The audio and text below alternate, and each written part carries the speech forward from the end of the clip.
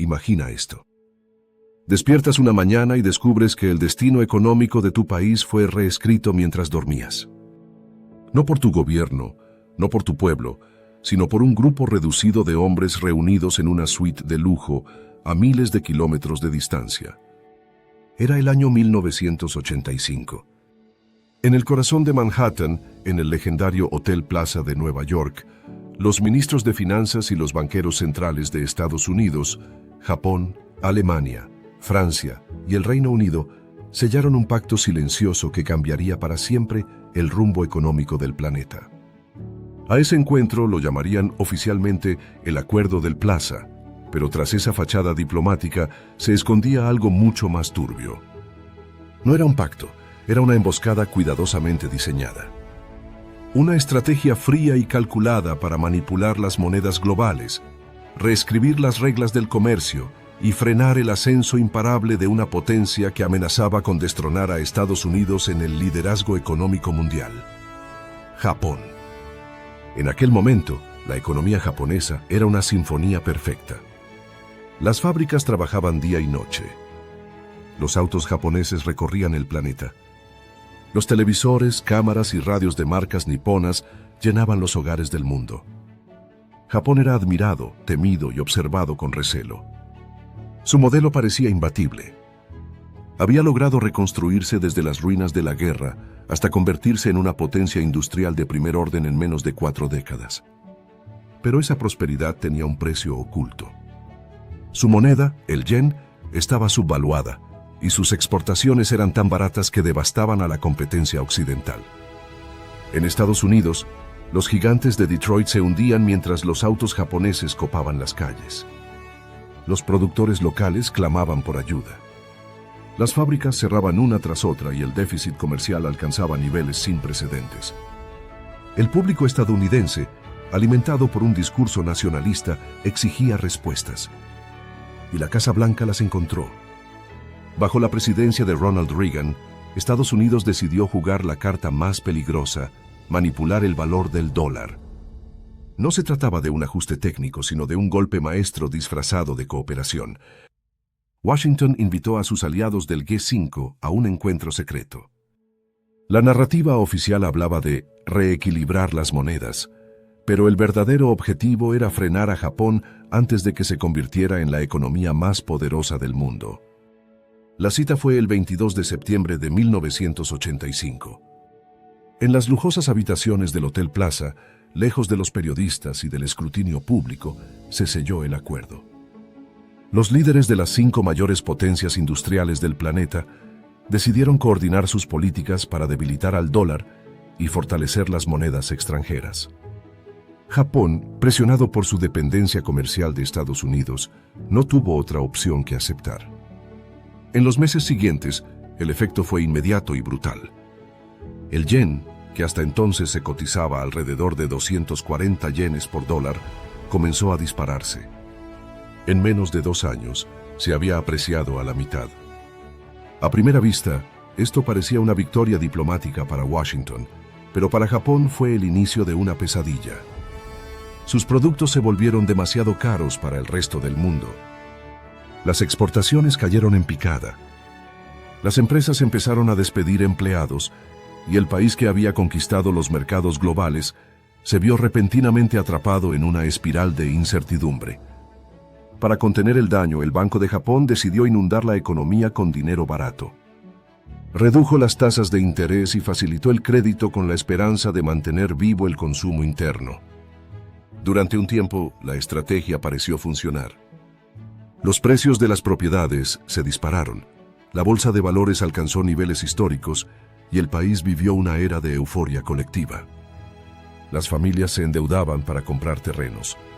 Los bancos ofrecían préstamos gigantescos y los inversionistas creían que la riqueza jamás se detendría.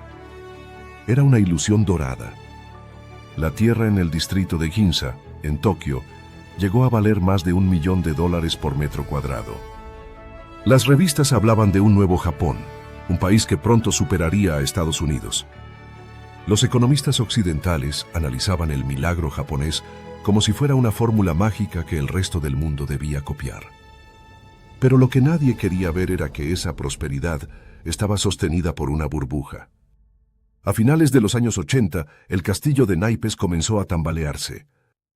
El Banco de Japón, preocupado por la inflación y el exceso de especulación, subió las tasas de interés. Fue como apagar la música en medio de un baile multitudinario. De un día para otro, los precios de las acciones se desplomaron. El índice Nikkei, que había alcanzado casi 40.000 puntos, cayó a la mitad en cuestión de meses. Las fortunas desaparecieron, las empresas quebraron y los bancos se quedaron atrapados con montañas de deudas imposibles de cobrar. El gobierno intentó rescatar al sistema financiero, pero el daño ya era irreversible. Lo que siguió fue una parálisis prolongada que la historia conocería como las décadas perdidas. Japón entró en un largo invierno económico del que aún hoy no ha salido completamente. El crecimiento se detuvo, los salarios dejaron de aumentar y la confianza del consumidor se evaporó. La sociedad que había vivido el auge más extraordinario de la posguerra cayó en una era de estancamiento y resignación. Y todo comenzó aquella tarde de septiembre en el Hotel Plaza. Lo que se presentó como una simple coordinación entre aliados terminó siendo una operación geopolítica que rediseñó el mapa del poder económico mundial. Estados Unidos había logrado su objetivo: frenar a su competidor sin disparar una sola bala. La guerra no se libró con armas, sino con monedas. Sin embargo, la historia no terminó allí. Cuando la burbuja japonesa estalló, el impacto se extendió más allá del Pacífico. Japón exportó su deflación al resto del mundo. Sus inversionistas, buscando refugio, comenzaron a mover su dinero hacia otros mercados, provocando una caída global de las tasas de interés. Esa ola de liquidez alimentó nuevas burbujas en Occidente, desde la tecnológica de finales de los 90 hasta la inmobiliaria que estalló en el año 2008. El Acuerdo del Plaza no solo reescribió el destino de Japón, sino que inauguró una nueva era, la era de la manipulación monetaria global. Desde entonces, los bancos centrales aprendieron que podían controlar la economía no solo con políticas fiscales, sino con el valor del dinero mismo. Se abrió la puerta a un modelo basado en deuda, crédito barato y crecimiento artificial. Japón pagó el precio más alto. Durante los años 90, el gobierno aprobó innumerables planes de estímulo, construyó carreteras, puentes y túneles que nadie necesitaba. Inyectó billones en la economía sin lograr revivir el crecimiento. Las tasas de interés llegaron a cero, pero la gente ya no quería endeudarse. Los consumidores se volvieron prudentes, las empresas conservadoras y los bancos temerosos. El país cayó en lo que los economistas llaman una trampa de liquidez, una situación en la que el dinero pierde su capacidad de estimular la actividad. No importaba cuánta liquidez se inyectara, el resultado era siempre el mismo: apatía, desconfianza y parálisis. La sociedad japonesa cambió profundamente. La ambición fue reemplazada por la prudencia, el consumo por el ahorro, la innovación por la estabilidad. Mientras tanto, Estados Unidos parecía haber ganado la partida. Con un dólar más débil, sus exportaciones repuntaron y su economía se reanimó temporalmente. Pero esa victoria fue pasajera. Con el tiempo, Washington repitió los mismos errores que había criticado en Japón. La economía estadounidense también se volvió adicta al crédito barato y a las burbujas especulativas. El mismo modelo que había destruido al gigante asiático se replicaba en su propio suelo. El legado del Acuerdo del Plaza se convirtió en un espejo. Mostró cómo las naciones, al tratar de manipular la economía para beneficio inmediato, acaban sembrando las semillas de su propio colapso. Y lo más perturbador es que este patrón continúa repitiéndose hasta hoy. Las mismas herramientas utilizadas en 1985, intervenciones monetarias, devaluaciones controladas y coordinación entre bancos centrales, siguen siendo la base del sistema financiero actual. Cuando las tasas de interés bajan a cero, cuando los gobiernos imprimen dinero para evitar una recesión, o cuando se manipulan los mercados en nombre de la estabilidad, estamos viendo nuevas versiones del Acuerdo del Plaza adaptadas al siglo XXI. El mundo entero vive bajo la ilusión de que la prosperidad puede sostenerse sin producción real, sin innovación, solo con deuda y promesas. Pero la historia japonesa demuestra que eso tiene un límite. Ningún país puede escapar para siempre de la realidad. Cada auge tiene un precio y cada intervención deja una cicatriz. Japón, que alguna vez fue el símbolo del progreso, se convirtió en una advertencia silenciosa. Sus rascacielos brillan, sus calles siguen limpias y su tecnología es avanzada. Pero bajo esa perfección late una tristeza colectiva, el recuerdo de un futuro que nunca llegó. El país que soñó con dominar la economía mundial se resignó a vivir con crecimiento nulo, una deuda pública superior al 200% de su Producto Interno Bruto y una población envejecida que teme gastar más de lo que gana. Esa es la paradoja de Japón. Su ruina no vino por una guerra ni por un desastre natural, sino por un acuerdo firmado en una tarde de otoño en un hotel neoyorquino. Fue víctima de su propio éxito y del miedo de otros a ser superados. Décadas después, el eco del Acuerdo del Plaza sigue resonando en los salones del poder. Cada vez que una potencia intenta debilitar su moneda para exportar más, cada vez que un banco central inunda el mercado con liquidez, cada vez que se prioriza el corto plazo sobre la sostenibilidad, el espíritu del Plaza revive. El gran error fue creer que el dinero podía sustituir al trabajo, que la confianza podía reemplazar a la productividad y que los mercados podían mantenerse vivos sin un propósito real. Japón aprendió esa lección de la manera más dura. El resto del mundo parece decidido a ignorarla. Hoy los bancos centrales de Europa, China y Estados Unidos siguen jugando con las mismas reglas. Manipulan las tasas, imprimen dinero y prometen estabilidad mientras las desigualdades crecen y la economía real se enfría. Vivimos en una burbuja global más grande que la de Japón, pero esta vez no hay un solo país que pueda absorber el golpe cuando estalle. El Acuerdo del Plaza fue el punto de inflexión que cambió la economía moderna. Marcó el comienzo del dominio financiero sobre la producción, del dinero sobre el valor, de la política sobre la realidad. Desde entonces, cada crisis ha sido una consecuencia directa de aquella reunión secreta en la que 5 naciones decidieron jugar con el destino del mundo.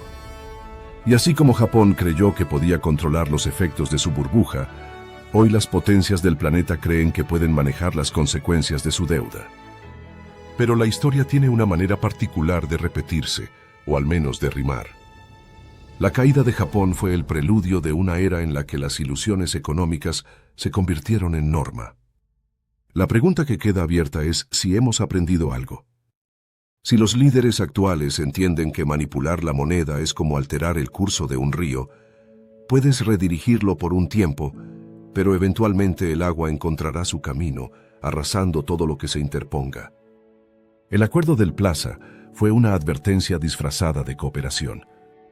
Un recordatorio de que detrás de cada decisión financiera hay intereses que trascienden fronteras y que los pueblos, al final, son los que pagan las consecuencias. Japón lo aprendió. El mundo aún no. El marco que llevó a aquella reunión en Nueva York había comenzado algunos años antes, cuando la Reserva Federal, bajo un liderazgo decidido y austero, elevó las tasas de interés a niveles que hoy suenan irreales para controlar una inflación que llevaba más de una década carcomiendo el poder adquisitivo de los hogares. Esa medicina amarga calmó los precios, pero atrajo olas de capital extranjero hacia los bonos del Tesoro y hacia los activos denominados en dólares. En cuestión de pocos años, el dólar se fortaleció en más de la mitad contra las principales monedas, un ascenso que para los políticos se vendía como prueba de fortaleza, pero que para la fábrica estadounidense fue una sentencia de dolor. El acero, los autos y la electrónica perdieron terreno frente a la avalancha importada. Bajo esa presión, el argumento para intervenir el tipo de cambio se volvió irresistible. En Japón, el mapa productivo había sido rediseñado tras la posguerra en torno a conglomerados industriales y financieros que conectaban bancos, fábricas y comercios en redes densas y altamente coordinadas. Esa arquitectura permitió invertir con paciencia y escalar tecnologías con disciplina casi militar. El bajo costo del yen, combinado con una cultura de mejora continua, hizo que cada año los productos japoneses fueran un poco más confiables, un poco más eficientes y un poco más baratos. A mediados de la década de los 80, esa superioridad se notaba en cada línea de montaje del mundo. Fue precisamente en ese instante de brillo cuando llegó la invitación a la suite en el hotel de Manhattan. La firma del acuerdo fue solo el primer movimiento. El segundo llegó en silencio a través de los mercados, cuando los grandes bancos y los fondos comenzaron a vender dólares y a comprar yenes y marcos siguiendo la señal de sus gobiernos. Japón no solo vio apreciarse su moneda, también vio cómo se alteraban los cimientos que sostenían su estrategia nacional. La respuesta de Tokio, bajar tasas y abrir compuertas de crédito, fue comprensible en lo político y peligrosa en lo económico. El dinero barato convirtió el suelo urbano en un objeto de especulación desatada. Las zonas elegantes de la capital multiplicaron su precio en un lapso corto. Ejecutivos recién ascendidos compraban apartamentos como quien compra acciones, convencidos de que el valor subiría por siempre. Los almuerzos de negocios se cerraban con préstamos gigantescos respaldados en propiedades cuyo precio subía cada mes. La euforia era tan grande que pocos se preguntaron qué ocurriría si la música paraba. La música paró en el momento menos oportuno. Cuando el Banco Central intentó enfriar el ambiente con alzas de tipos, el sistema mostró su fragilidad. Las empresas que habían usado su patrimonio inmobiliario como garantía descubrieron que las garantías se desvanecen cuando el precio cae. Los bancos, repletos de créditos respaldados por activos inflados, quedaron expuestos. El derrumbe del índice bursátil, que pasó en poco tiempo de niveles cercanos a los 40.000 puntos a la mitad, fue la primera señal. Luego llegó la avalancha inmobiliaria. Lo que había sido riqueza de papel se convirtió en un peso de piedra en los balances. El Estado intervino porque dejar a los bancos caer habría paralizado los pagos, los salarios, el comercio cotidiano. Se improvisaron rescates, se fusionaron entidades y se escondieron pérdidas esperando una recuperación que nunca llegó con fuerza suficiente. Así nació el fenómeno de las empresas zombies, firmas que no generaban beneficios suficientes para invertir ni para crecer, pero que podían respirar gracias a la refinanciación constante y a la benevolencia de sus acreedores. La economía dejó de reasignar recursos hacia sectores con futuro y se dedicó a sostener estructuras que ya no entregaban valor. Esa elección, comprensible por el miedo a una quiebra masiva, congeló la innovación en cámara lenta.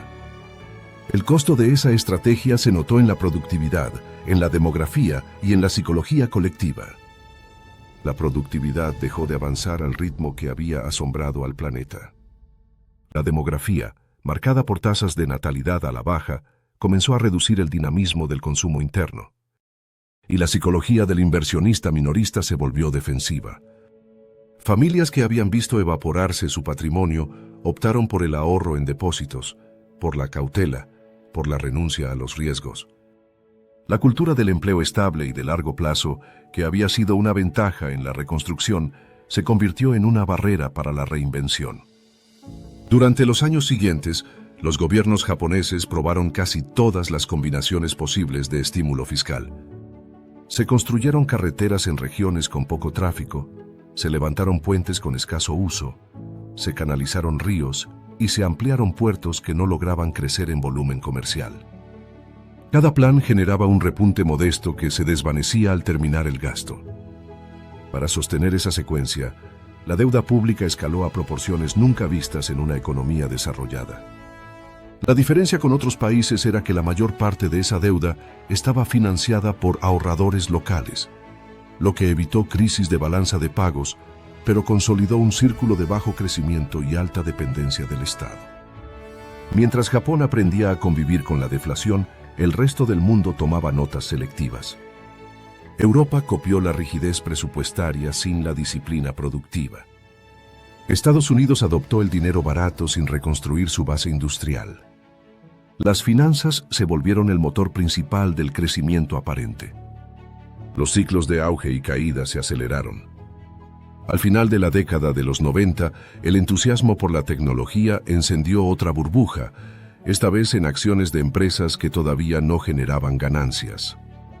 Más tarde, En la primera década del nuevo siglo, el crédito fácil inundó el ladrillo en muchas economías, con hipotecas empaquetadas en instrumentos financieros tan complejos que muy pocos comprendían su verdadero riesgo. Cuando la realidad reclamó su lugar, el ajuste fue global. Japón llegó a la década siguiente con nuevas herramientas. Experimentó con compras masivas de bonos, con metas explícitas de inflación, con guía futura para las tasas y con programas para aplanar la curva de rendimientos del Estado. En la jerga técnica, aquello se llamó flexibilización cuantitativa, control de la pendiente y tasas de interés ultrabajas o incluso negativas. En el lenguaje de la calle, significaba que el ahorro rendía casi nada y que el Estado estaba dispuesto a sostener por tiempo indefinido el precio de los activos financieros. Hubo mejoras puntuales, se evitó el colapso, se estabilizó el empleo, pero no se recuperó la chispa del crecimiento acelerado que había asombrado al mundo en décadas previas. El eco del Hotel de Manhattan también resonó en la diplomacia internacional. Una vez que las potencias comprobaron que la coordinación de divisas podía redistribuir dolor y alivio entre países, apareció la tentación de usar la tasa de cambio como instrumento político con más frecuencia. Hubo otro acuerdo, firmado algunos años después en un museo parisino, donde se intentó poner freno al debilitamiento del dólar para evitar un desorden mayor. Aquella operación de contrapeso confirmó que el sistema había entrado en una era de administración permanente de precios financieros. Desde entonces, la línea entre mercado y política quedó más difusa cada año. Las lecciones que deja el caso japonés se entienden mejor si se miran como advertencias encadenadas. Primera advertencia: un tipo de cambio artificialmente bajo puede impulsar un milagro exportador, pero si ese milagro no se acompaña de un fortalecimiento sostenido del mercado interno y de una política de innovación constante, el éxito se vuelve dependencia, y la dependencia se transforma en vulnerabilidad cuando el precio de la moneda se corrige. Segunda advertencia: el crédito barato es un analgésico poderoso que reduce el dolor de corto plazo a cambio de generar adicción y pérdida de sensibilidad al riesgo. Tercera advertencia: rescatar todo y a todos difiere el problema y empeora la reasignación de recursos, porque las empresas que ya no generan valor bloquean la entrada de nuevas ideas y de nuevos actores. Cuarta advertencia: la deflación no es solo un fenómeno de precios, es una manera de pensar que erosiona la confianza y convierte el mañana en sinónimo de cautela. Si se traslada ese prisma a la actualidad, el cuadro global presenta luces y sombras. Algunas economías han intentado reducir su dependencia del crédito y reorientarse hacia la productividad real. Otras han profundizado el camino del estímulo constante. La paradoja es que los mismos instrumentos extraordinarios que salvaron al mundo de un colapso sistémico se han convertido en rutina, y lo extraordinario ha pasado a ser normal. Cuando el fuego se apaga con más combustible, la prevención se confunde con el aplazamiento. Detrás de los indicadores y de las curvas hay personas con miedos y aspiraciones concretas. La lección más profunda de Japón es humana. Una sociedad entera vio cómo la promesa de movilidad ascendente se transformó en un largo estancamiento y, sin embargo, preservó cohesión, orden y dignidad en medio de la frustración. Esa resiliencia fue admirable, pero también costosa en términos de innovación y de confianza en el riesgo. Las generaciones que crecieron después del estallido aprendieron a desconfiar de la bolsa, a mirar con recelo el ladrillo, a elegir seguridad por encima de aventura. Esa preferencia, repetida millones de veces, fue racional para cada familia y al mismo tiempo formó una barrera colectiva contra el dinamismo. En el plano geopolítico, el episodio del hotel mostró que la hegemonía se defiende con herramientas invisibles. No hizo falta un embargo ni una intervención militar. Bastó con una señal creíble, una presión diplomática bien orquestada y una coreografía entre bancos centrales para redibujar las ventajas comparativas. Desde entonces, cuando se habla de guerra de monedas, no se recurre a metáforas, se describe un tablero real donde cada movimiento busca restar competitividad al otro sin destruir el sistema del que todos dependen. El intento de Japón por escapar de la trampa de liquidez llevó a probar combinaciones cada vez más audaces. Se trazaron metas de inflación que parecían modestas y aún así resultaron esquivas. Se compraron activos no tradicionales para empujar a los inversionistas hacia proyectos reales. Se inyectó credibilidad con discursos y se anclaron expectativas con calendarios. Nada de eso logró encender el motor con la intensidad del pasado. Era como soplar sobre brasas húmedas. Había calor, pero no llama. Había estabilidad, pero no impulso. Una explicación reside en la estructura demográfica. Poblaciones que envejecen tienden a priorizar la preservación del patrimonio por encima del riesgo. Cuando la proporción de mayores crece, el sistema financiero se vuelve más conservador, la política pública más reacia a los sobresaltos y el consumo más predecible. La otra explicación está en la asignación del capital. Años de sostener empresas con baja rentabilidad generaron una sombra sobre el ecosistema emprendedor. La innovación florece cuando también existe la posibilidad de fracasar y cuando la quiebra no equivale al destierro social. En economías donde fallar es un estigma, los mejores talentos prefieren refugiarse en la seguridad de la gran empresa o del Estado. Mirado desde América, el espejo devuelve una imagen incómoda. Para aliviar crisis, se eligió el camino del dinero barato una y otra vez. Se sostuvo el precio de activos financieros a costa de inflar valoraciones. Se celebraron récords bursátiles mientras la economía real crecía con menos vigor que las pantallas. Y cuando aparecieron señales de inflación, el ajuste monetario reveló cuán acostumbrados nos habíamos vuelto a la abundancia de crédito. El peligro no es la herramienta en sí, sino el hábito de usarla como sustituto de la productividad. La tormenta que muchos economistas advirtieron parece haberse desatado de nuevo. Mientras algunos líderes políticos insisten en que todo está bajo control, los datos hablan por sí solos y pintan una realidad inquietante. La inflación, esa sombra silenciosa que amenaza los bolsillos de millones de personas, ha regresado con más fuerza de la que se esperaba. Ya no se trata de suposiciones ni de alarmismos exagerados. Es oficial. Los números han salido a la luz y confirman lo que muchos temían en silencio. La segunda ola de inflación ya está aquí. En los últimos días, el índice de precios al consumidor, conocido como IPC, reveló un salto inesperado. De un momento a otro, la inflación general en los Estados Unidos escaló desde un 2,4% en mayo hasta un 2,7% en junio. Aunque pueda parecer una diferencia leve, en el mundo de la macroeconomía, un aumento de 3 décimas en tan solo 30 días representa una sacudida fuerte. Pero eso no fue todo. La inflación subyacente, esa que elimina del cálculo los componentes más volátiles como alimentos y energía, también subió. Pasó de un 2,8% a un 2,9%. Y eso, para los mercados y los expertos, es una señal clara de que las presiones inflacionarias están lejos de haber desaparecido. En medio de este escenario, el expresidente Donald Trump ha exigido públicamente una baja inmediata de los tipos de interés. Una petición que, a primera vista, suena desconectada de la realidad. ¿Cómo puede alguien pedir una reducción de las tasas cuando la inflación acaba de mostrar signos evidentes de aceleración? Para entender esta aparente contradicción, es necesario sumergirse en las complejidades del sistema económico actual. Uno de los factores que está poniendo presión sobre los precios es el aumento de los aranceles. Estos impuestos que se aplican a productos importados han comenzado a notarse con fuerza.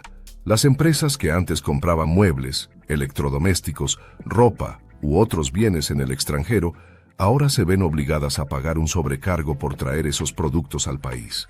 Y aunque algunos economistas argumentan que los consumidores no tienen margen para absorber aumentos de precios, la realidad es que las empresas están trasladando esos costos poco a poco al cliente final. Lo hacen con cautela, subiendo los precios de forma gradual, centavo a centavo, dólar a dólar, hasta que el aumento es tan grande que ya no se puede ignorar.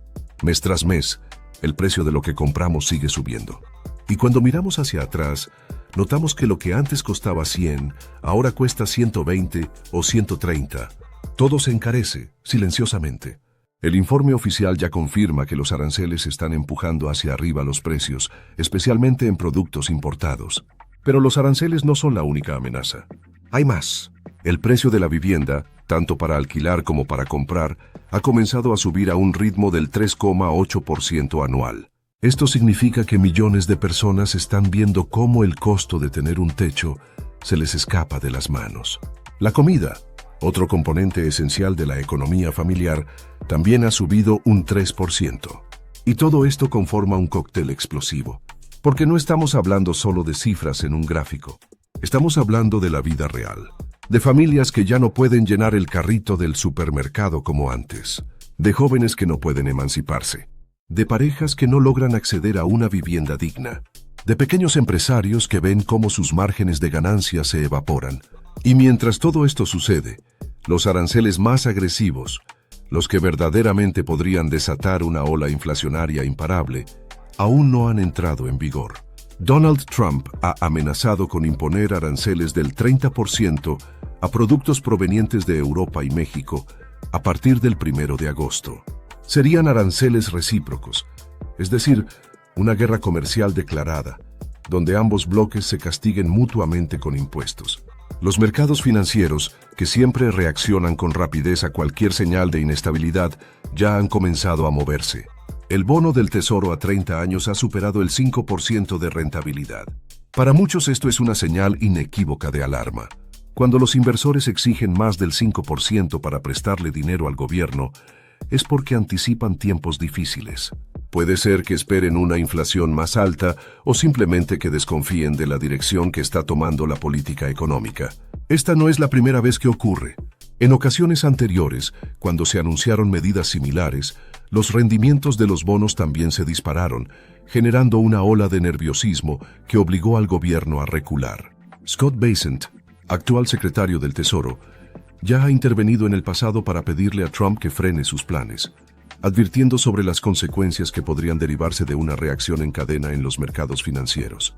Porque si los bonos siguen subiendo, la Reserva Federal podría verse obligada a no bajar los tipos, o incluso a subirlos, lo cual encarecería aún más los préstamos, afectaría las hipotecas y frenaría el crecimiento económico. Todo esto sucede mientras Trump continúa con su retórica agresiva, exigiendo recortes inmediatos de las tasas de interés. Incluso ha llegado a pedir una baja de 3 puntos, algo que sería extraordinariamente agresivo en cualquier contexto. Pero los mercados no parecen compartir su optimismo. La herramienta FedWatch, utilizada por los analistas para medir las probabilidades de cambios en las tasas, mostró que antes del nuevo dato de inflación, había una probabilidad del 93,8% de que no hubiera cambios en julio. Después del informe, esa probabilidad subió hasta el 97,4%. La conclusión es clara. Los mercados no esperan ninguna baja de tipos, al menos en el corto plazo. Y eso deja a Trump en una posición incómoda, porque su estrategia política se basa en acelerar la economía antes de las elecciones. Quiere que la gente sienta alivio en sus bolsillos, que bajen las cuotas de las hipotecas, que suba la bolsa, que haya más empleos. Pero sin recortes de tasas, ese escenario es difícil de lograr. El problema es que forzar un recorte cuando los datos no lo justifican podría tener consecuencias graves. En los años 70, una situación similar terminó en desastre. La Reserva Federal bajó los tipos antes de tiempo, creyendo que la inflación estaba controlada, y eso desató una segunda ola inflacionaria devastadora que obligó luego a subir las tasas hasta casi el 20%, provocando una recesión histórica. Los aranceles además agravan el problema.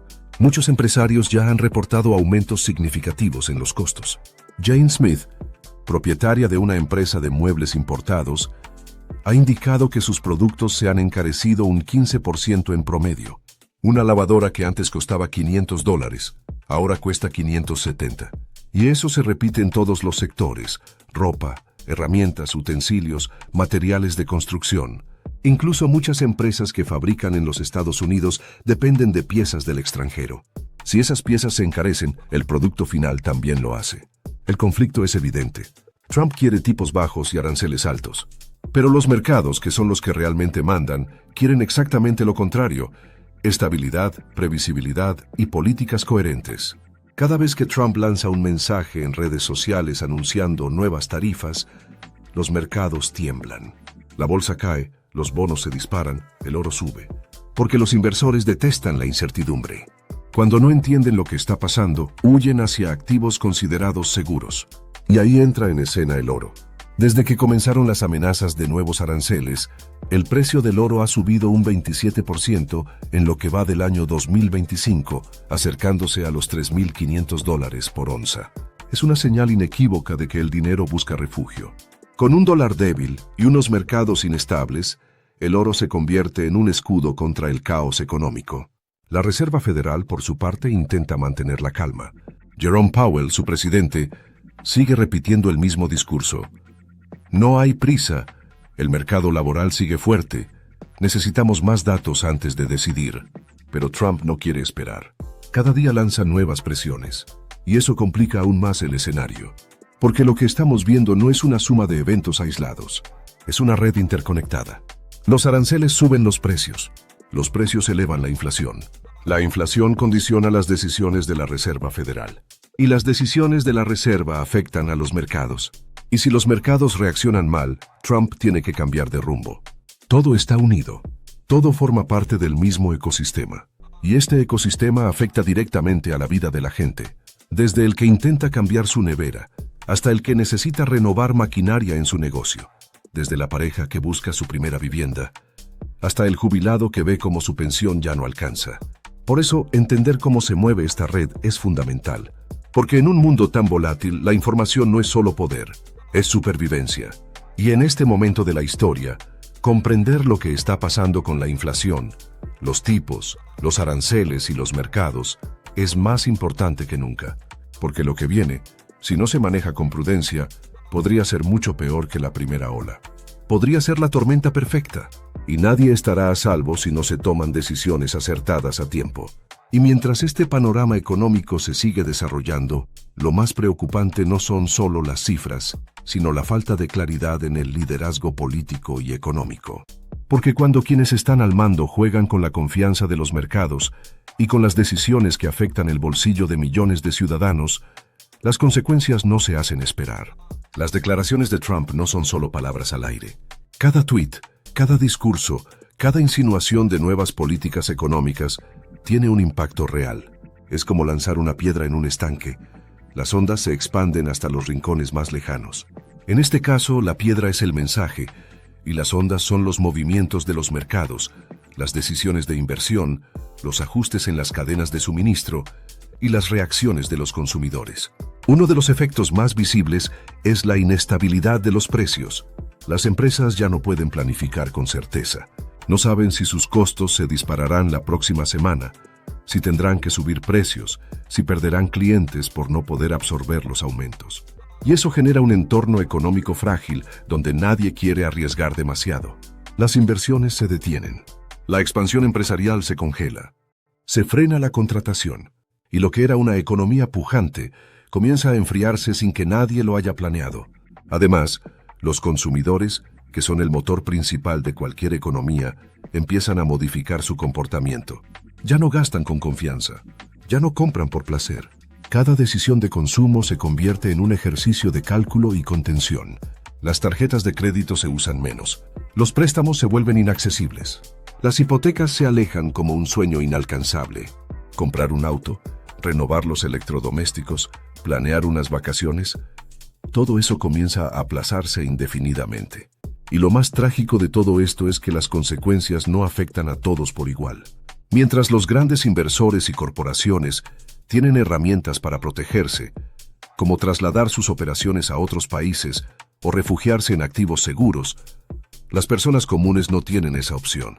El trabajador promedio, el emprendedor local, la familia que vive al día, son quienes llevan la peor parte. Son ellos quienes sienten en carne propia el aumento del alquiler, el alza de los precios del supermercado, la dificultad para acceder a un crédito.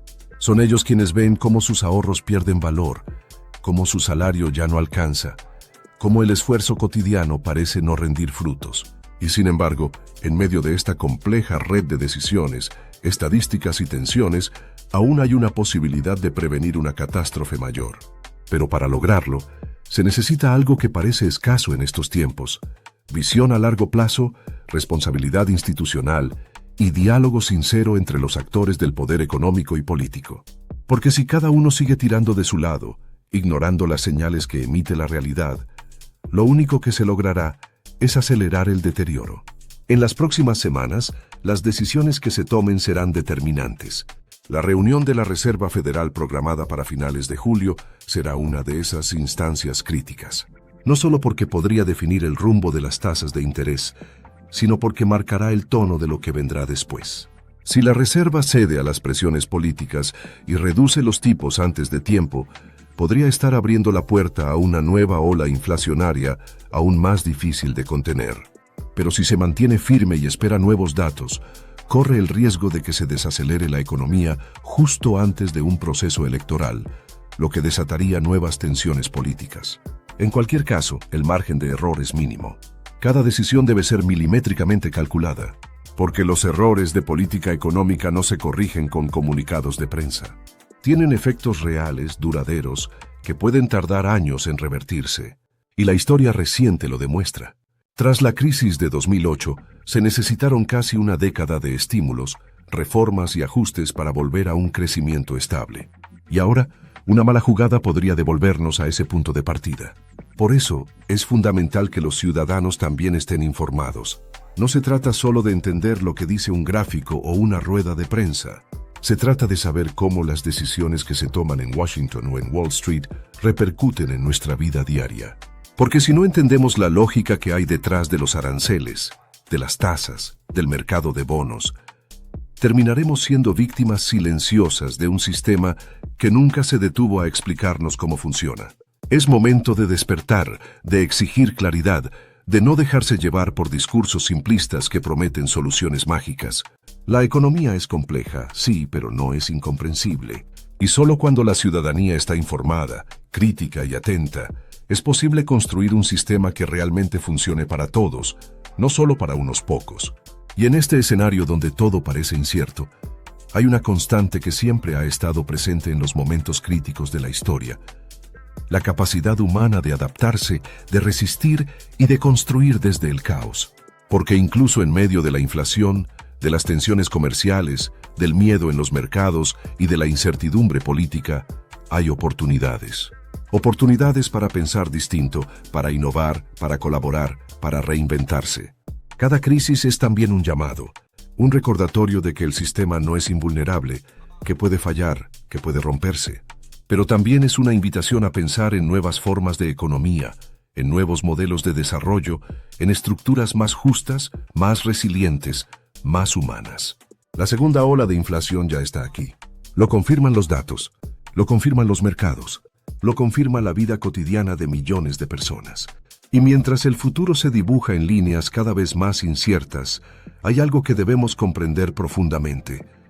No estamos ante una tormenta pasajera. Esto no es solo un mal trimestre económico ni una fluctuación circunstancial.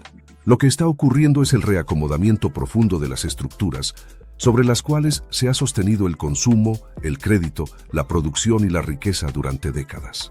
Y cuando esas estructuras se sacuden, los temblores se sienten en todos los rincones de la vida cotidiana.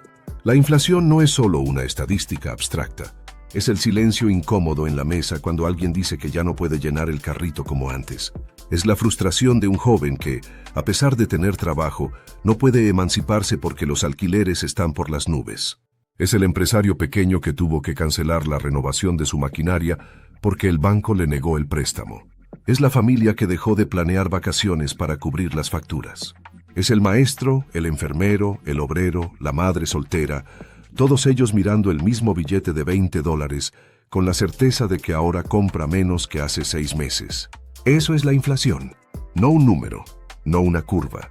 Es una realidad palpable que desgasta lentamente la estabilidad emocional y financiera de un país entero.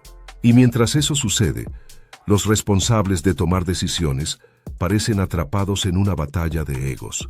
Unos presionan para bajar los tipos de interés sin esperar a que los datos lo justifiquen, solo para ganar terreno político. Otros temen que ceder a esa presión desate una catástrofe mayor. Y en el medio está el pueblo, el ciudadano común, ese que no entiende por qué su salario no rinde, por qué todo sube y nada baja, por qué la economía supuestamente crece, pero su vida se achica. Las empresas, por su parte, comienzan a tomar medidas defensivas. Algunas trasladan sus fábricas a países con costos más bajos, aunque eso signifique despedir trabajadores locales. Otras comienzan a reducir su inventario, a recortar personal, a eliminar beneficios. Se paralizan los ascensos, se congelan los sueldos, se alarga la jornada laboral, pero no así la nómina. La productividad se convierte en una obligación impuesta por el miedo, no en una expresión del entusiasmo.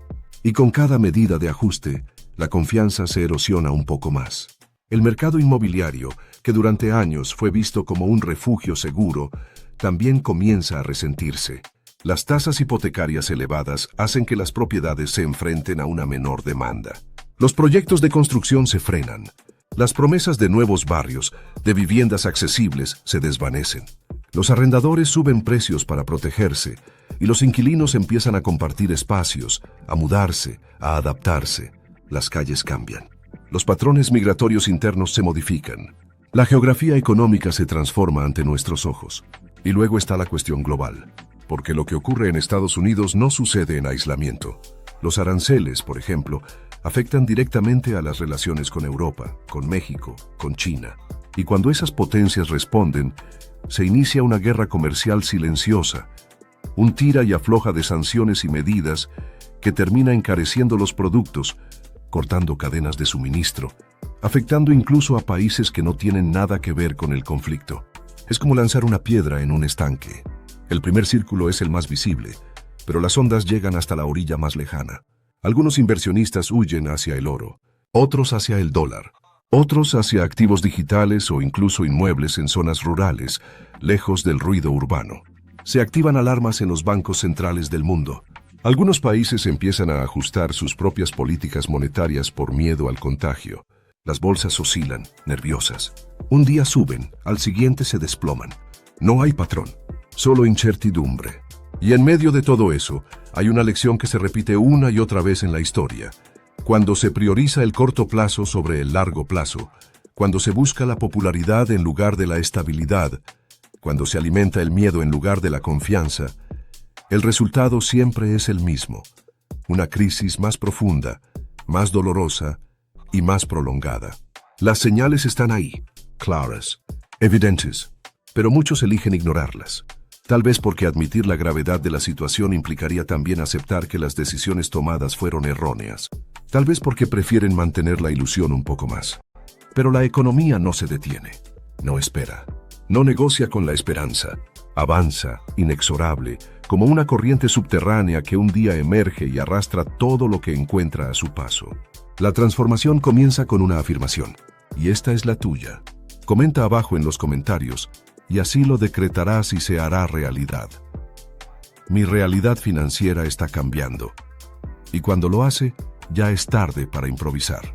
Por eso, el momento de actuar es ahora, antes de que el daño sea irreversible, antes de que la segunda ola no solo toque la puerta, sino que derribe los cimientos. Porque esta no es una simple fase económica, es una encrucijada histórica, una bifurcación que definirá no solo el presente inmediato, sino la década entera. Y lo más importante, es un llamado a despertar. Despertar del letargo financiero, de la obediencia ciega a líderes que prometen soluciones fáciles, del consumo sin reflexión, de la ilusión de que siempre habrá crecimiento, siempre habrá empleo, siempre habrá crédito. La realidad nos exige responsabilidad, nos exige educación financiera, nos exige capacidad de análisis, nos exige no caer en el juego de la culpa, sino entender el sistema para poder transformarlo. Porque si no lo hacemos, no solo seremos testigos pasivos de una segunda ola de inflación, seremos sus víctimas, una vez más, como tantas veces en la historia. Pero también, si elegimos la conciencia, si elegimos la acción informada, si exigimos transparencia, coherencia, planificación, entonces tal vez esta crisis pueda convertirse en un punto de inflexión, en un nuevo comienzo, uno en el que no repitamos los mismos errores, uno en el que las decisiones económicas se alineen con el bienestar real de la población, uno en el que dejemos de vivir a expensas del miedo a los mercados y comencemos a construir una economía que responda a las necesidades humanas, no solo a los indicadores financieros. Ese es el verdadero desafío. y la historia nos observará con atención para ver si estuvimos a la altura. Y mientras el reloj económico sigue su curso implacable, la población, confundida y agobiada, se mueve dentro de una tormenta invisible que pocos comprenden a fondo. La inflación, esa palabra que se repite en titulares, debates y comunicados oficiales, no es solo un concepto técnico que afecta a los economistas o a los mercados bursátiles. Es una fuerza real, silenciosa y destructiva, que perfora el tejido de la vida cotidiana sin pedir permiso, que se cuela en cada rincón del hogar y transforma las decisiones más simples en dilemas existenciales. Comprar leche, llenar el tanque del auto, pagar la matrícula escolar, salir a cenar, cambiar los zapatos desgastados, todo se vuelve una carga más pesada. Cada pequeño gesto económico se convierte en una prueba de resistencia. Y mientras tanto, los líderes, atrapados entre su ambición política y la fragilidad de sus propias decisiones, continúan actuando como si el tiempo jugara a su favor, como si pudieran manipular las reglas del juego a su antojo sin pagar un precio. Pero el precio está ahí, acumulándose en forma de deuda, de frustración social, de desconfianza creciente, de mercados nerviosos que observan con recelo cada nueva promesa, cada amenaza, cada intento desesperado por maquillar la realidad. Los ciudadanos, por su parte, comienzan a experimentar ese vértigo que aparece cuando las certezas se desmoronan. Ya no se sabe si ahorrar es suficiente, si invertir es seguro, si emprender es sensato o si simplemente sobrevivir es lo más prudente. Las clases medias, que durante años creyeron haber consolidado una estabilidad digna, ahora ven cómo esa ilusión se evapora con cada nueva factura, con cada aumento silencioso, con cada declaración que contradice a la anterior. Y así, la incertidumbre se convierte en la nueva normalidad, un estado psicológico que desgasta, que drena la energía, que alimenta el escepticismo y la desesperanza. Mientras tanto, la narrativa oficial trata de mantener la calma. Se habla de inflación transitoria, de ajustes temporales, de repuntes moderados. Pero en la calle, la historia es otra. La inflación no se vive con palabras, se vive con acciones que se abandonan. Se vive con renuncias diarias, con postergaciones forzadas, con recortes domésticos, con discusiones en familia por gastos inevitables, con una sensación persistente de que se trabaja más y se vive menos. Las estadísticas que se anuncian con precisión matemática no capturan el temblor en la voz de una madre al explicar por qué ya no alcanza para ciertos alimentos, ni el nudo en la garganta de un jubilado que ve cómo su pensión pierde poder adquisitivo mes a mes, ni la desesperación de un emprendedor que no logra cubrir sus costos fijos porque todo sube excepto sus ingresos.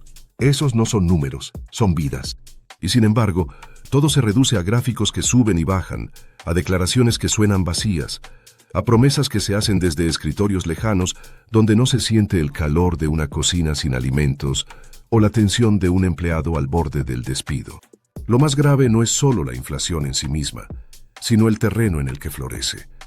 Una economía ya golpeada por crisis anteriores, por pandemias, por desigualdades estructurales, por un modelo de desarrollo que parece cada vez más agotado. Un sistema que depende de la deuda para mantenerse a flote, que finge crecimiento donde solo hay burbujas, que mide el éxito por el índice bursátil mientras oculta la precariedad del empleo informal, de los trabajadores sin derechos, de los jóvenes sin futuro. Y ese sistema ahora tambalea, no porque alguien lo ataque desde afuera, sino porque desde adentro sus piezas están desgastadas. La inflación no es solo una consecuencia, es también un síntoma de algo más profundo, más inquietante, más urgente: la desconexión total entre la política económica y la vida real. Y en ese contexto, Trump insiste en su estrategia de presión abierta sobre la Reserva Federal, buscando forzar una baja de tipos que revitalice la economía justo antes de las elecciones. Su cálculo es político, no técnico. Sabe que si logra reactivar el consumo, aunque sea brevemente, puede ganar votos. Sabe que si la gente siente un alivio inmediato, aunque sea artificial, se sentirá agradecida. Pero ignora, o finge ignorar, que ese alivio puede tener un costo devastador a mediano y largo plazo. Porque si se bajan los tipos antes de tiempo, si se facilita el crédito sin que los fundamentos estén en orden, lo que se obtiene no es una recuperación, sino una burbuja. Una expansión ficticia que tarde o temprano revienta, como ha ocurrido tantas veces a lo largo de la historia económica mundial. Y cuando esa burbuja explota, no afecta a los grandes capitales, que ya se habrán reubicado, ni a los políticos que ya habrán ganado sus elecciones. Afecta a la gente común, a la que firmó una hipoteca sin saber que los intereses subirían, a la que invirtió sus ahorros en un negocio que no sobrevivió al alza de precios, a la que creyó que había estabilidad cuando solo había espejismos. La Reserva Federal, por su parte, se enfrenta al desafío de mantener su autonomía, de resistir las presiones, de actuar con responsabilidad institucional, aunque eso le cueste el odio de quienes buscan atajos. Y aunque Jerome Powell repita que hay que esperar más datos, que el mercado laboral sigue fuerte, que la situación requiere paciencia, la verdad es que cada día que pasa sin decisiones firmes alimenta la ansiedad de los mercados. La volatilidad se convierte en rutina. La confianza se erosiona. La percepción de que nadie tiene el control se instala en el subconsciente colectivo. Y cuando eso ocurre, la economía deja de moverse por fundamentos y empieza a moverse por miedos. Y el miedo, en economía, es una fuerza tan poderosa como el capital. Es en estos momentos donde se mide la madurez de una sociedad, no solo de sus líderes, porque una ciudadanía informada, crítica, participativa, puede marcar la diferencia. Puede exigir mejores decisiones. Puede fiscalizar a los que prometen sin argumentos. Puede protegerse a sí misma y a los suyos mediante la educación financiera, la planificación inteligente, la colaboración comunitaria. Porque al final del día, la economía no es una ciencia lejana. Es la manera en que se organiza la vida. Es el arte de distribuir el tiempo, los recursos, las oportunidades. Y si ese arte está en crisis, nos corresponde a todos ser parte de la solución, no solo espectadores del colapso. La segunda ola de inflación es real. No es una posibilidad. Es un hecho que se despliega con cada compra, con cada recibo, con cada decisión que se posterga. Pero también puede ser una oportunidad, si se elige ver más allá del caos, si se construye con honestidad, con visión, con compromiso. El tiempo para reaccionar es ahora. Porque si no despertamos hoy, mañana podría ser demasiado tarde. Desde hoy ya no quedan dudas. El panorama fiscal en los Estados Unidos ha dado un giro histórico que marca un antes y un después en la manera en que millones de ciudadanos pagarán impuestos durante la próxima década. Lo que estamos presenciando no es un simple ajuste o una ligera modificación de las políticas tributarias, sino uno de los recortes de impuestos más agresivos y ambiciosos que se han visto en todo el país durante los últimos 10 años. Es oficial. El nuevo plan fiscal impulsado por el expresidente Donald Trump ya no es una simple promesa de campaña ni una propuesta en debate.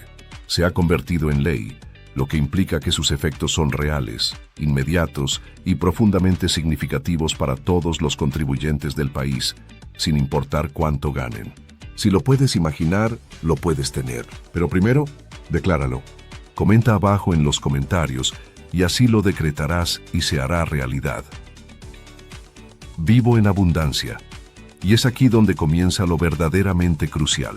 Porque sin importar si una persona está generando ingresos altos, medianos o bajos, los cambios que se han introducido afectarán su bolsillo de manera directa.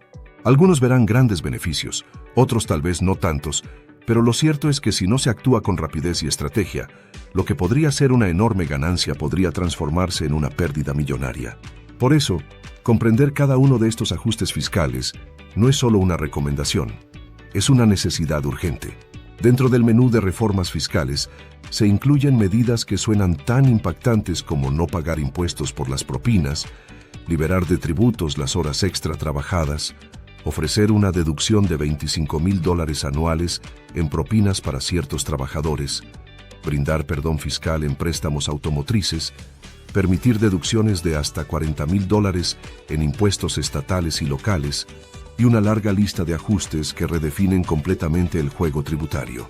Pero lo más sorprendente es que detrás de todo este plan se oculta un conjunto de estrategias poco conocidas que, si se aplican inteligentemente, pueden traducirse en un ahorro de miles de dólares al instante. Para entenderlo en profundidad, es necesario regresar al año 2017. En ese entonces, Donald Trump logró aprobar una legislación conocida como la Ley de Recortes de Impuestos y Empleos. Esta normativa redujo considerablemente las cargas fiscales de prácticamente todos los sectores. Por ejemplo, Las empresas vieron cómo su tasa impositiva se desplomaba del 35% al 21%, una diferencia abismal que representó un alivio inmediato. Los trabajadores autónomos también se beneficiaron con múltiples deducciones que antes eran impensables. Sin embargo, esta ley no fue diseñada para durar eternamente. Tenía fecha de caducidad. Sus disposiciones dejarían de aplicarse después del 31 de diciembre del año 2025. Ante este panorama, muchas personas pensaron que el ciclo de ventajas fiscales llegaría a su fin. Pero no fue así. Contra todo pronóstico, la administración republicana ha logrado no solo extender las medidas, sino también fortalecerlas, proyectándolas hasta más allá del año 2030. Una de las reformas más polémicas y comentadas ha sido la exención fiscal sobre las propinas. Durante su campaña, Trump prometió que éstas quedarían completamente libres de impuestos, y aunque no se logró una exoneración total permanente, se ha establecido un mecanismo que permite a los trabajadores que reciben propinas deducir hasta $25,000 al año de sus ingresos gravables entre los años 2025 y 2028. Esto aplica tanto para propinas en efectivo como para aquellas recibidas a través de tarjetas, lo que abarca prácticamente todas las formas de pago modernas. Lo más relevante es que esta deducción también se aplica a quienes trabajan como empleados de nómina tradicional, es decir, aquellos que reciben su salario mediante formularios W-2. Sin embargo, esta exención tiene límites. Solo pueden beneficiarse plenamente quienes ganen menos de $50,000 anuales si están solteros o menos de $300,000 si están casados. Por encima de esos umbrales, el beneficio comienza a reducirse y eventualmente desaparece. Además de las propinas, otro punto clave es la exoneración de impuestos sobre las horas extra. A partir de ahora, cualquier ingreso adicional recibido por trabajar más de 40 horas semanales podrá ser deducido directamente del ingreso total para efectos fiscales. Pero hay un matiz. No se deduce la totalidad del pago extra, sino únicamente la parte que excede la tarifa horaria estándar. Es decir, si una persona normalmente gana $20 por hora y le pagan $30 por hora extra, solo los $10 adicionales estarán exentos de impuestos. Este beneficio, sin embargo, no es universal. Al igual que con las propinas, está condicionado a ciertos ingresos y tiene un tope máximo de $2,500 anuales para individuos solteros y $25,000 para parejas casadas. Además, hay que señalar que en la práctica muy pocas personas reciben pago extra por sus horas adicionales, debido a cómo está estructurada la legislación laboral en los Estados Unidos. Apenas el 8% de quienes cobran por hora tienen derecho a recibir pagos por horas extras. Y si se trata de empleados con salario fijo, ese porcentaje desciende al 4%. Pasando a otra reforma controversial, se encuentra la famosa deducción SALT, que se refiere a los impuestos estatales y locales. Antes del año 2018, estas contribuciones podían deducirse casi en su totalidad del impuesto federal. Pero a partir de ese año se impuso un límite de $10,000. Con la nueva reforma, ese límite se amplía gradualmente hasta alcanzar los $40,000 en 2029, antes de volver a reducirse a $10,000 en el año 2030. Este cambio beneficia especialmente a los contribuyentes que viven en estados con altos impuestos, como Nueva York o California, y que ganan más de $200,000 al año. Una estrategia poco conocida permite eludir parcialmente el límite SALT utilizando una estructura empresarial del tipo S-Corp. En lugar de pagar los impuestos estatales como individuos, los propietarios de estas empresas pueden hacer que los pague directamente la empresa. Dado que las empresas no están sujetas al tope SALT, pueden deducir el total sin restricciones. Esta deducción se traslada luego al dueño, quien al declarar sus impuestos personales ya no necesita preocuparse por el límite. Esta estrategia ha sido aprobada por la Agencia Tributaria de los Estados Unidos y se encuentra vigente en más de 30 estados del país. Pero los cambios no terminan ahí. El nuevo plan incluye 6 reformas adicionales que no se pueden pasar por alto. La primera es la permanencia de los tramos impositivos bajos. Las tasas actuales, que oscilan entre el 12% y el 37%, se mantienen sin cambios hasta el año 2029, ajustándose únicamente por inflación. Se elimina, por tanto, el tramo anterior del 39.6%. La segunda modificación afecta a quienes tienen hipotecas. A partir del año 2025, los intereses pagados sobre los primeros $50,000 de una hipoteca podrán deducirse íntegramente. Esto incluye además las primas de seguros hipotecarios, lo que representa un alivio importante para propietarios de viviendas. El tercer punto es el regreso del 100% de deducción inmediata por depreciación para bienes utilizados en negocios, como vehículos, maquinaria, propiedades y hasta aviones.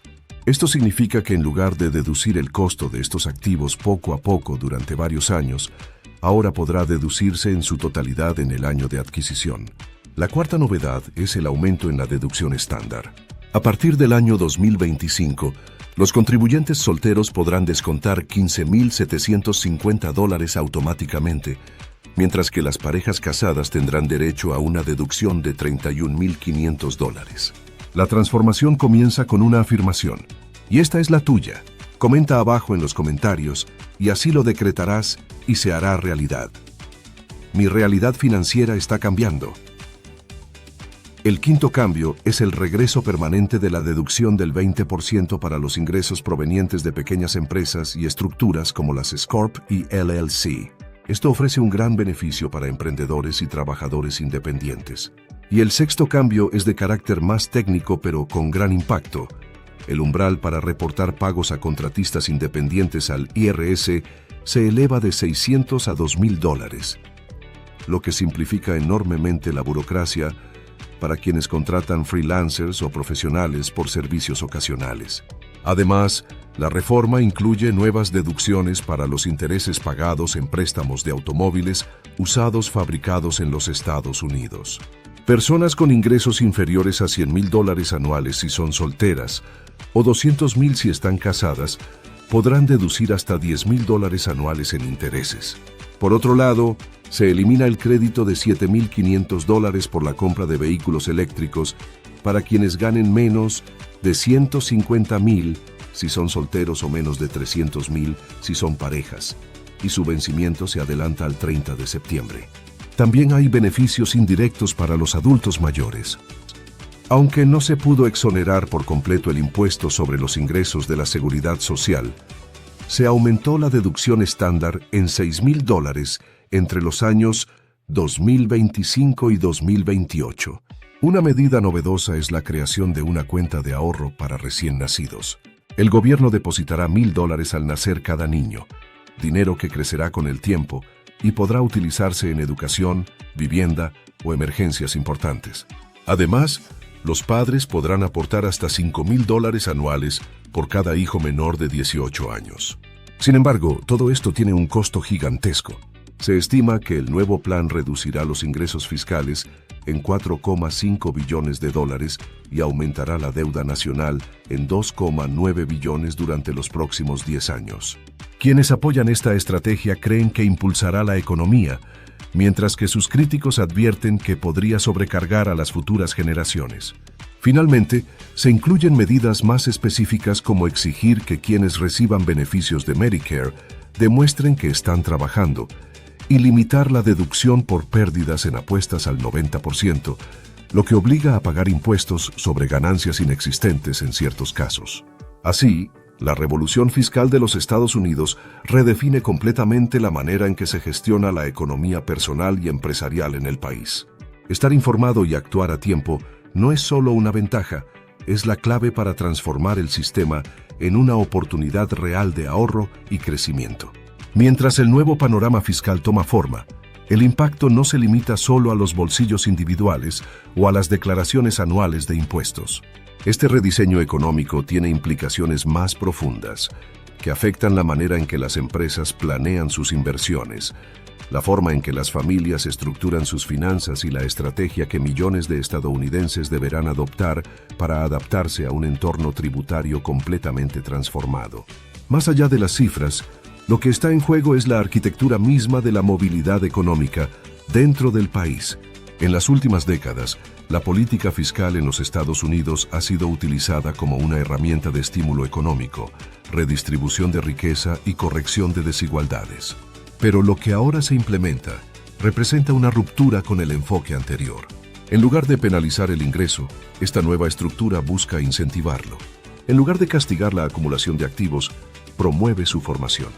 En lugar de gravar de forma progresiva a los ciudadanos, apuesta por reducir la presión impositiva generalizada, trasladando el foco hacia el estímulo del consumo, la inversión y la creación de empleo. La eliminación del crédito fiscal por la compra de vehículos eléctricos, por ejemplo, no es solo un recorte presupuestario. Representa un cambio ideológico. Durante años, los incentivos verdes fueron la punta de lanza de la política fiscal ambiental. Ahora, esa dirección se modifica. La nueva política da prioridad a los sectores más tradicionales de la economía, mientras ajusta su relación con las tecnologías limpias, no eliminándolas, pero sí obligándolas a competir sin ayudas estatales. De forma paralela, la creación de la cuenta gubernamental de ahorro para recién nacidos lanza un mensaje claro. Se pretende establecer desde el inicio de la vida financiera de cada ciudadano una semilla de patrimonio. No se trata solo de $1,000 depositados una sola vez. Es una inversión simbólica del Estado en la autonomía financiera futura de su población.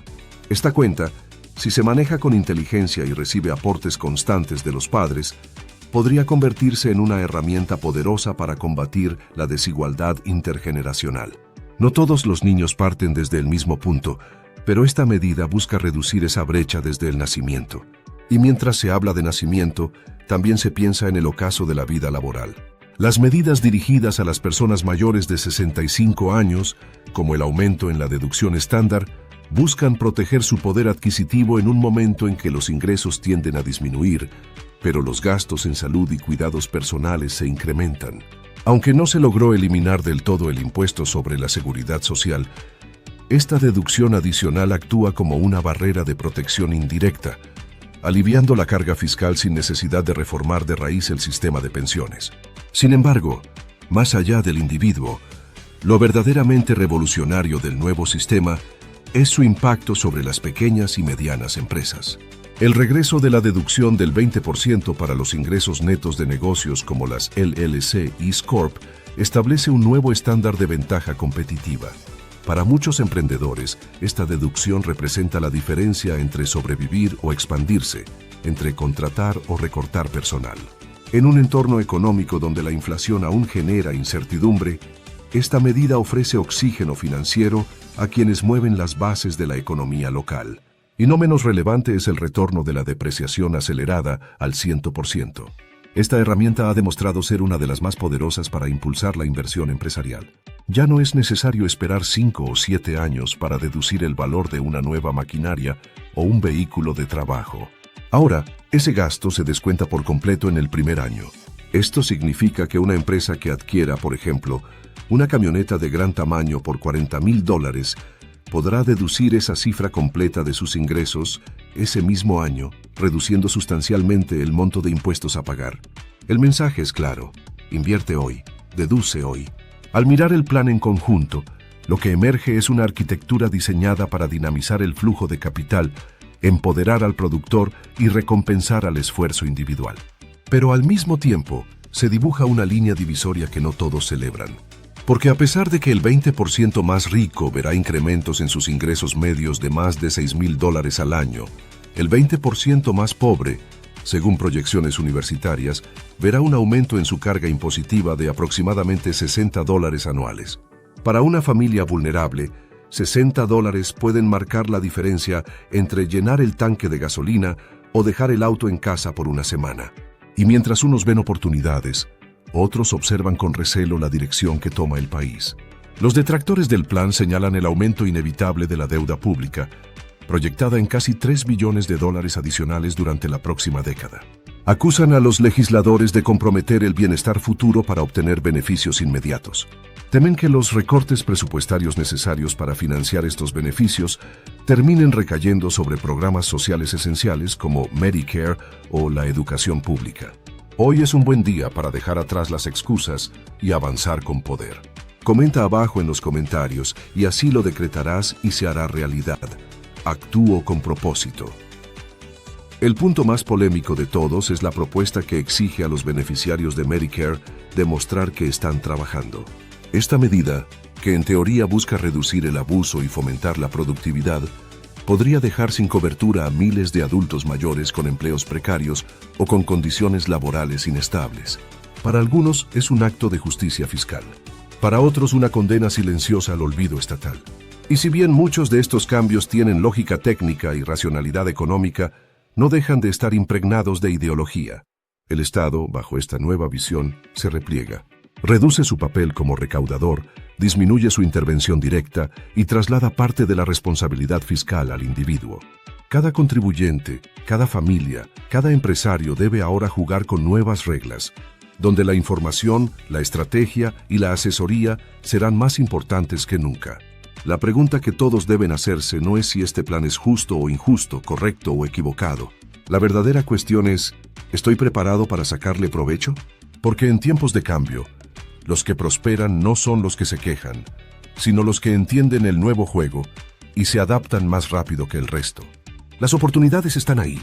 Si una persona logra organizar sus finanzas, entender las deducciones, utilizar correctamente las estructuras empresariales, optimizar los ingresos y mantenerse al tanto de las fechas clave, puede convertir esta revolución fiscal en la mayor ventaja económica de su vida.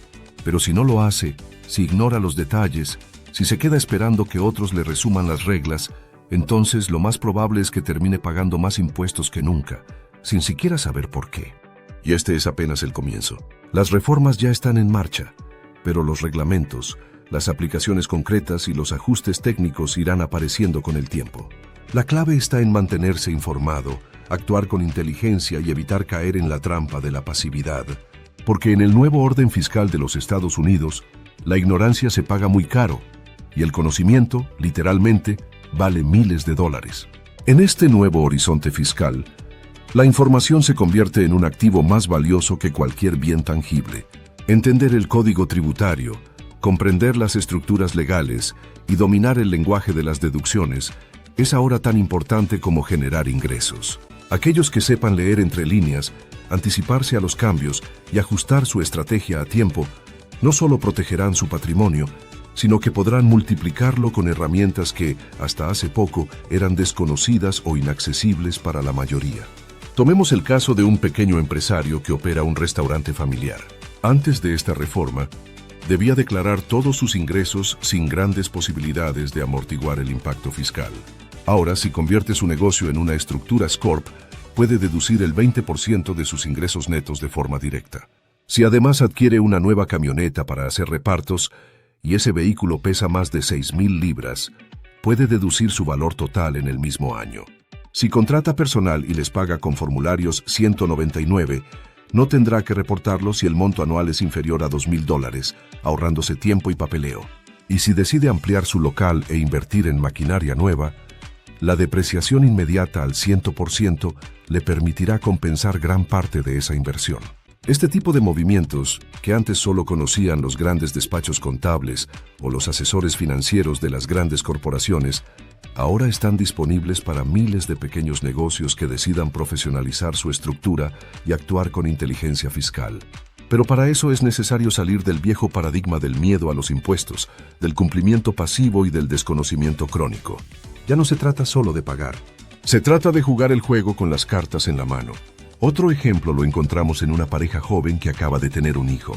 Gracias a la nueva cuenta gubernamental, su hijo recibe una contribución inicial de $1,000. Si los padres deciden aportar $5,000 adicionales al año, y esa cuenta se coloca en un fondo indexado que crece a un promedio del 8% anual, cuando el niño cumpla 18 años, tendrá una base patrimonial que podría superar los $170,000. Ese monto podría ser usado para pagar la universidad, adquirir una propiedad o incluso iniciar un emprendimiento. Y lo mejor es que todo esto se construye sin necesidad de riqueza heredada, solo con disciplina y conocimiento. En cambio, si esa misma pareja ignora la existencia de la cuenta, no realiza aportes y deja que el tiempo pase, su hijo llegará a la adultez sin ningún respaldo económico, condenado a repetir el ciclo de endeudamiento, trabajo mal remunerado y dependencia del Estado. Así de grande es la diferencia entre el que aprovecha las reglas y el que las ignora. Y si hablamos de trabajadores por horas, como camareros, repartidores o personal de limpieza, ahora existe la posibilidad de deducir hasta $25,000 anuales en propinas. Esto, en la práctica, significa que una persona que gane ese monto en propinas durante el año podría pagar 0 en impuestos sobre ese ingreso, siempre y cuando no supere ciertos límites salariales. Para alguien que trabaja jornadas dobles o turnos nocturnos, este beneficio representa una mejora sustancial en su calidad de vida. Ese dinero puede traducirse en un ahorro, una inversión, o simplemente en menos estrés financiero al final de cada mes. Pero incluso dentro de estas oportunidades hay trampas sutiles. Por ejemplo, si alguien recibe propinas combinadas con un salario fijo que supera los $50,000, el beneficio comienza a reducirse. Y si se cruza la barrera de los $300,000 anuales en el caso de matrimonios, desaparece por completo. Es decir, el sistema premia a quienes planifican sus ingresos con inteligencia, pero castiga a los que crecen sin estrategia. Este diseño no es casualidad. Está hecho para obligar a los contribuyentes a pensar, a planificar, a asesorarse. Y en medio de todo esto, el Estado adopta una nueva postura.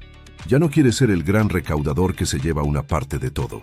Ahora quiere ser el facilitador que recompensa al que emprende, al que invierte, al que genera empleo. Pero al mismo tiempo exige responsabilidad.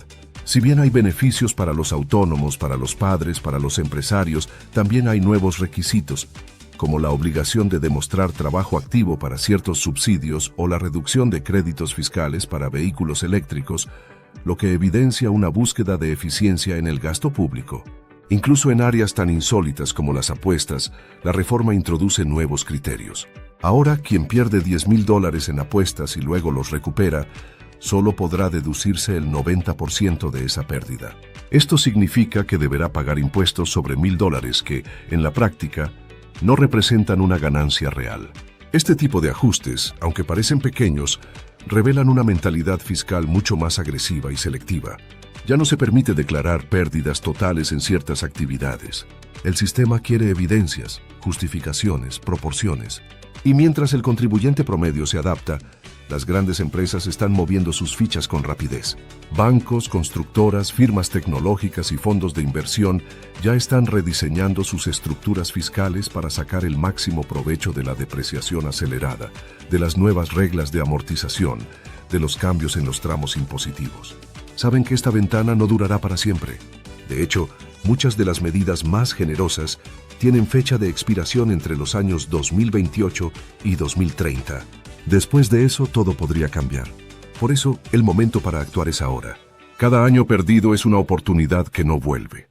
La diferencia entre el que prospera y el que sobrevive no estará en cuánto gana, sino en cuánto entiende del nuevo sistema y cómo se posiciona para navegarlo.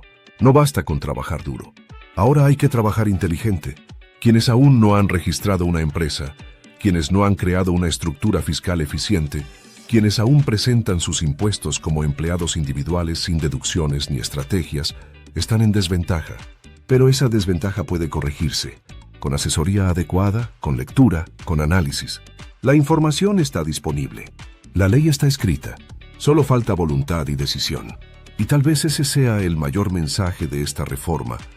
El futuro económico ya no será decidido únicamente por el mercado, ni por el gobierno, ni por las grandes corporaciones.